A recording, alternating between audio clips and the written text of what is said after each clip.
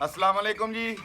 ਪਹਿਲਾਂ ਤਾਂ ਸਾਰਿਆਂ ਨੂੰ ਅੱਜ ਦਾ ਦਿਨ ਅੱਜ ਈਦਾਂ ਦੀ ਈਦ ਦਾ ਦਿਨ ਵਾ 12 ਰਬੀਉਲ ਅੱਵਲ ਦਾ ਦਿਨ ਅੱਜ ਮੇਰੇ ਨਬੀ ਪਾਕ ਸੱਲੱਲਾਹੁ ਅਲੈहि ਵਸੱਲਮ ਦੀ ਵਲਾਦਤ ਬਾਸਾਦਤ ਹੋਈ ਤੇ ਕੋਈ ਬੰਦਾ ਕਿਸੇ ਚੀਜ਼ ਦਾ ਇੰਤਜ਼ਾਰ ਕਰਦਾ, ਕੋਈ ਕਿਸੇ ਚੀਜ਼ ਦਾ ਇੰਤਜ਼ਾਰ ਕਰਦਾ। ਅਸੀਂ ਨਬੀ ਪਾਕ ਸੱਲੱਲਾਹੁ ਅਲੈहि ਵਸੱਲਮ ਦੇ ਗੁਲਾਮਾਂ ਦਾ ਤੇ ਅਸੀਂ ਨਬੀ ਪਾਕ ਸੱਲੱਲਾਹੁ ਅਲੈहि ਵਸੱਲਮ ਦੇ ਜਿਹੜੇ ਆਸ਼ਿਕਾਂ ਨੇ ਜਲੂਸ ਲਿਆਉਣਾ ਵਾ ਉਹਨਾਂ ਦਾ ਇੰਤਜ਼ਾਰ ਕਰਨ ਡਏ ਆ। ਉਹ ਵੇਖ ਲਓ ਦੋਸਤੋ, ਤੁਹਾਡੇ ਸਾਹਮਣੇ ਉਦੋਂ ਦਿਖਾਇਆ ਸੀਗਾ ਕਿ ਅਸੀਂ ਉਹ ਜਿਹੜੇ ਜਾਨਵਰ ਅੱਲਾ ਨੇ ਦਿੱਤੇ ਸੀ ਨਾ, ਉਹ ਸਰਕਾਰ ਦੇ ਨਾਮ ਤੇ ਕੁਰਬਾਨ ਕਰ ਦਿੱਤੇ ਆ ਤੇ ਪਿੱਛੇ ਦੇਗਾਂ ਪੱਕਣ ਡਈਆਂ ਵਾ, ਤਿਆਰੀ ਹੋ ਗਈ ਆ। ਅਸੀਂ ਖਲੋ ਕੇ ਵੈਲਕਮ ਕਰਾਂਗੇ, ਨਾਲੇ ਇੰਤਜ਼ਾਰ ਕਰਾਂਗੇ ਜਲੂਸ ਦਾ। ਜਦੋਂ ਜਲੂਸ ਆਏਗਾ, ਜਿਹੜੇ ਨਬੀ ਦੇ ਆਸ਼ਿਕ, ਨਬੀ ਦੇ ਗੁਲਾਮ ਮੁਹੱਬਤ ਦੇ ਵਿੱਚ ਆਉਣੇ ਆ, ਅਸੀਂ ਇਨਸ਼ਾ ਅੱਲਾਹ ਤਾਲਾ ਬਾਅਦ ਤਰੀਕੇ ਦੇ ਨਾਲ ਬਹੁਤ ਖੁਸ਼ੀ ਦੇ ਨਾਲ ਉਹਨਾਂ ਨੂੰ ਲੰਗਰ ਤਕਸੀਮ ਕਰਾਂਗੇ।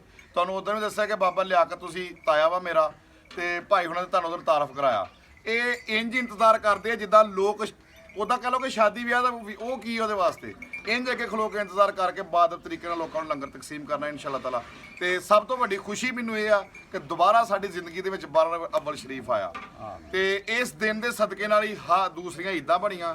ਇਸ ਦਿਨ ਦੇ ਸਦਕੇ ਨਾਲ, ਬਲਕਿ ਇਹ ਨਬੀ ਪਾਕ ਸੱਲੱਲਾਹੁ ਅਲੈहि ਵਸੱਲਮ ਦੇ ਸਦਕੇ ਦੇ ਨਾਲ ਅੱਲਾਹ ਪਾਕ ਨੇ ਦੁਨੀਆ ਬਣਾਈ, ਠੀਕ ਹੈ ਨਾ। ਤੇ ਅੱਜ ਉਹ ਘੜੀ ਆ ਗਈ ਅਲਹਮਦੁਲਿਲਾ, ਤੇ ਸਾਨੂੰ ਵੀ ਅੱਲਾਹ ਦਾ ਲੱਖ ਸ਼ੁਕਰ ਹੈ ਕਿ ਅੱਲਾਹ ਪਾਕ ਨੇ ਤੌਫੀਕ ਦਿੱਤੀ ਕਿ ਅਸੀਂ ਲੰਗਰ ਤਕਸੀਮ ਕਰਨਾ ਵਾ।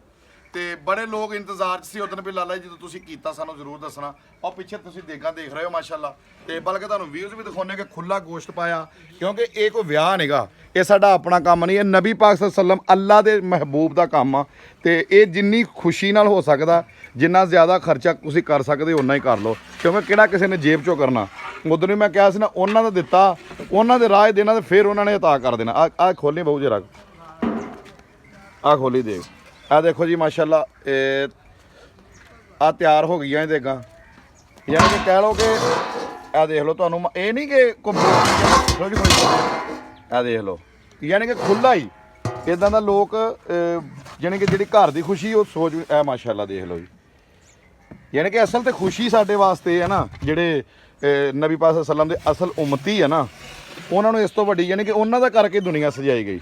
ਆ ਦੇਖ ਲਓ ਮਾਸ਼ਾਅੱਲਾ ਜੀ। ਤੇ ਦੁਆ ਇਹ ਕਰਿਓ ਕਿ ਅੱਲਾਹ ਦੀ ਜ਼ਾਤ ਪਾਕ ਬਰਕਤ ਪਾਵੇ ਤੇ ਜ਼ਿਆਦਾ ਤੋਂ ਜ਼ਿਆਦਾ ਤੌਫੀਕ ਅਤਾ ਫਰੇ, ਮਾਲ ਦੀ, ਜਾਨ ਦੀ, ਹਰ ਚੀਜ਼ ਦੀ ਅੱਲਾਹ ਪਾਕ ਹਿਫਾਜ਼ਤ ਕਰੇ। ਮਿਲਦੇ ਹਾਂ ਜਲੂਸ ਦੇ ਵਿੱਚ, ਉਦੋਂ ਤੱਕ ਅੱਲਾਹ ਹਾਫਿਜ਼ ਜੀ।